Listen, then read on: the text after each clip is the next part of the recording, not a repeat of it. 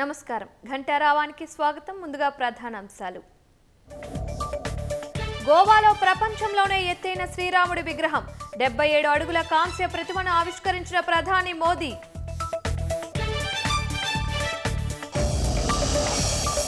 కాంగ్రెస్ వల్లే తెలంగాణ వచ్చిందన్న మహేష్ కుమార్ గౌడ్ దీక్షా దివాస్ పేరుతో సెంటిమెంట్ రాజేసేందుకు యత్నిస్తున్నారని విమర్శ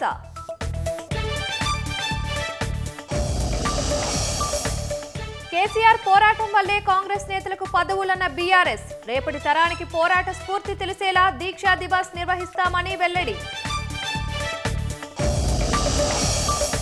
ఢిల్లీ డ్రగ్స్ కేసులో వెలుగులోకి విస్తుపోయే వాస్తవాలు హైదరాబాద్లో సుమారు 2000 మందికి సరఫరా చేసినట్లు గుర్తింపు